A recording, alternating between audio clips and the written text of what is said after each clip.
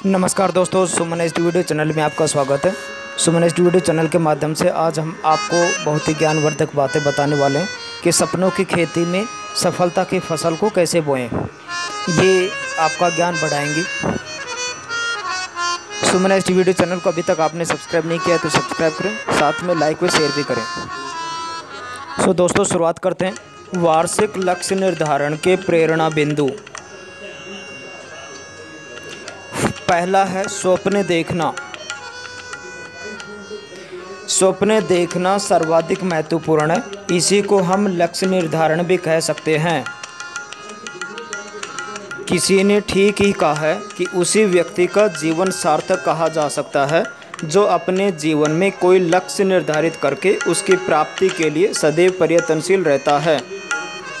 लक्ष्य कितना भी महान या ऊंचा हो सकता है, परंतु वह अवास्तविक ना हो, ये ध्यान रखें।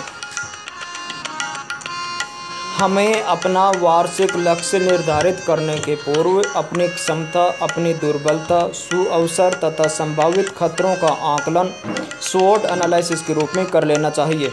समय रहते अनुकूल परिस्थितियों से लाभ उठाने एवं प्रतिकूल बातों पर विजय प्राप्त करने की रणनीति तैयार कर लेनी चाहिए और फिर निर्धारित करना चाहिए एक ऐसा लक्ष्य जो हम निश्चित रूप से प्राप्त करना चाहते हैं। याद रखें, विजय का वास्तविक आनंद तभी अनुभव किया जा सकता है जब विजय के लिए कोई लक्ष्य निर्धारित किया गया हो, और पुरुषार्थ इसी में है कि लक्ष्य चुनौतीपूर्ण हो।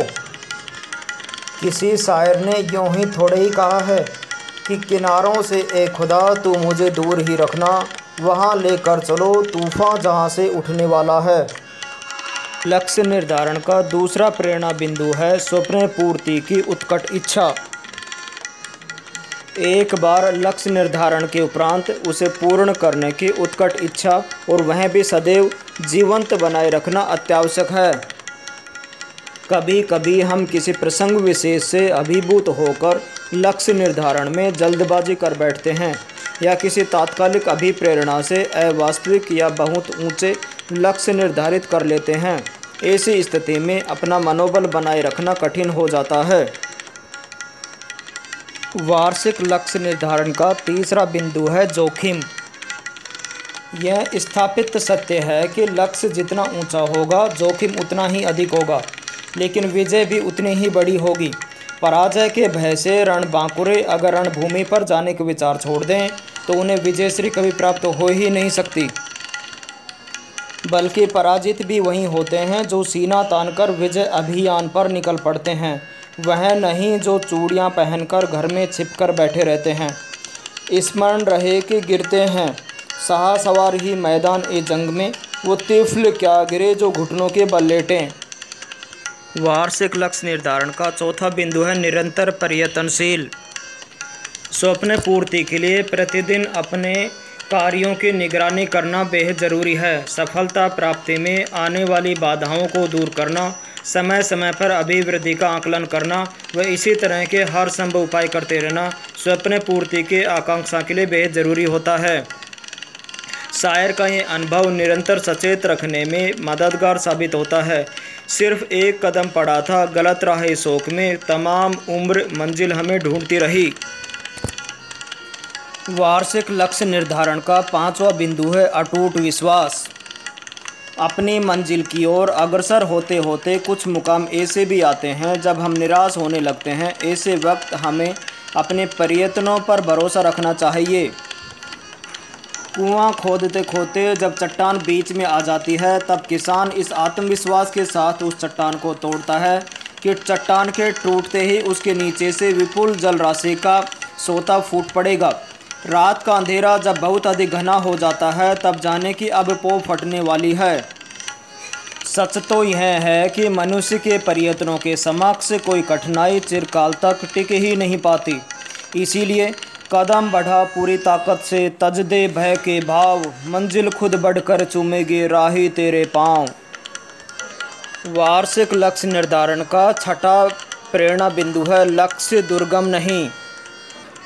यह ध्यान देने योग्य है कि जिस मंजिल को हमने अपना लक्ष्य बनाया है, उस मंजिल की ओर बढ़ने वाले हम अकेले नहीं हैं। हमारे साथ सफ़र करने वाले और भी हैं, ये ध्यान रखें। दुनिया में अनेक व्यक्ति ऐसे हैं जो हमसे पूर्व हमसे बड़ा लक्ष्य प्राप्त कर चुके हैं, इसलिए हमारा लक्ष्य कोई काल्पनिक अजूबा नहीं है। हमें हर कदम पर अपने आप को यह विश्वास दिलाना होगा कि जब कोई और कर सकता है तो फिर हम क्यों नहीं। अगर हमने नहीं किया तो कोई और करके दिखा देगा, फिर क्यों न इस शेर की पहली मिसाल हम ही बने। तमन्ना थी दिल में साहिल से मिलने की, गहराइयों से उठे और आसमान छू लिया। वार्षिक लक्ष्य निर्धारण का 7वां बिंदु है धैर्य पूर्वक प्रतीक्षा। हमारे लक्ष्य प्राप्ति के लिए भी एक निश्चित समय मर्यादा होती है। हमने उसी समय मर्यादा को ध्यान में रखकर अपना लक्ष्य निर्धारित किया था, इसलिए हम आश्वस्त रहें कि अगर हमारा नियोजन सही है और हमारी गतिविधियां समयबद्ध हैं तो नियत समय पर अपेक्षित परिणाम अवश्य सामने आएंगे। वार्षिक लक्ष्य निर्धारण का 8वां बिंदु है परिणामों के प्रति स्वीकारोक्ति। और अब बारी है जो नतीजा सामने आया उसे खुले दिल से स्वीकार करने की। इस मामले में हमारे राजनेता किसानों से भी बड़ा दिल रखते हैं, करोड़ों रुपया खर्च करते हैं चुनाव पर, दिन रात परिश्रम करके ज़मीन आसमान एक कर देते हैं, फिर भी अगर चुनाव हार गए तो तत्काल जनता जनार्दन का फैसला मानकर अपनी पराजय स्वीकार कर लेते हैं। वार्षिक लक्ष्य निर्धारण का 9वां बिंदु है अभिवृद्धि पर विचार। किंतु हमें परिणाम स्वीकार करके हाथ पर हाथ धरे बैठे नहीं रहना है।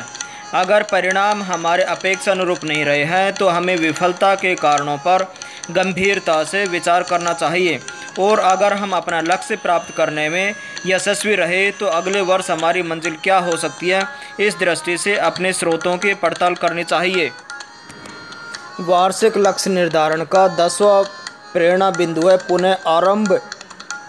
लक्ष्य निर्धारण से लक्ष्य प्राप्ति तक का सफ़र जहाँ संपन्न होता है वहीं से वह पुनः आरंभ हो जाता है।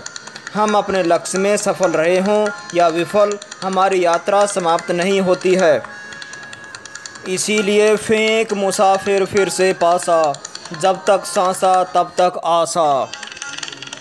समय का नया ऋतु चक्र आरंभ होते ही नई उमंग नए उत्साह के साथ अपने सुनियोजित लक्ष्य की ओर फिर निकल पड़ना ही हमारे निश्चित रूप से विजयश्री होने का एक महत्वपूर्ण कदम होता है।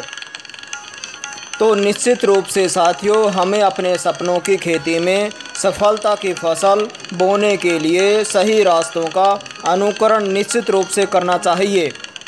तो साथियों, इस वीडियो का एकमात्र उद्देश्य यही है कि आप अपने सपनों की खेती में सफलता के नए नए बीज बोते रहें और उस सफलता का स्वाद चखते रहें। अपने जीवन में आप नित्य नई सफलता अर्जित करते रहें और नई नई ऊंचाइयां छूते रहें। जय हिंद।